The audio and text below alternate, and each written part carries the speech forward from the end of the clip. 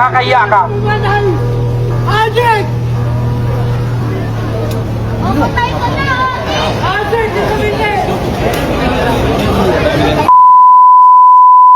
Pilipinas! Ajik! Nakakalungkot man pero ikinahihiya na namin ang mga pulis sa Pilipinas dahil wala po kayong panindigan, wala kayong manigsilbi sa aming mamamayang Pilipino. Yun po ang katotohanan. Masakit pero totoo. Wala kayong Rimulya! Hoy! Rimulya, makinig ka sa akin!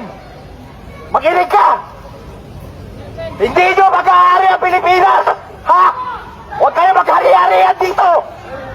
Gagabahan ka! Hindi nyo mag-aari ang Pilipinas! Lumayas ka dyan! Kapal na mukha na eh! Akin! Ikaw ka rin! Kalma, kalma.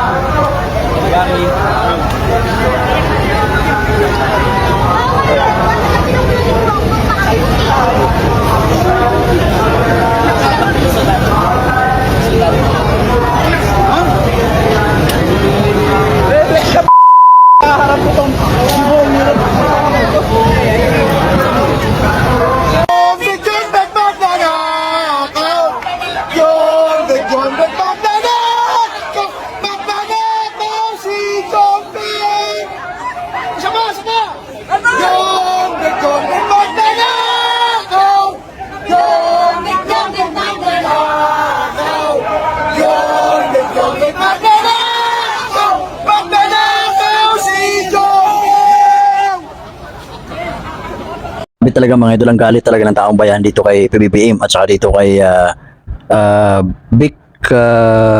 John Vic Remulla, no? Kita mo kung matawag-tawag ni tatay parang anak eh, no? So hindi naman natin sila masisisi mga idol. Dahil nakikita naman natin talaga naman, lalo na sa mga kapulisan, hindi man lahat, no? Yung mga ibang kapulisan dyan talaga na wala talaga silang paninindigan sa taong bayan, no? Mas pinapabura nila ang mga taong kurako, taong mga magnanakaw, mga taong mga buhaya, bunjing, lulong kaysa sa taong bayan. Hindi nila naiisip na may mga anak din sila, no? Na maaari ding mapasok sa mga ganyang mga sitwasyon, lalo na din sa mga addict, no? So hindi natin basta diplomas kasi alam naman natin sa social media tayo baka magka-violation tayo, no?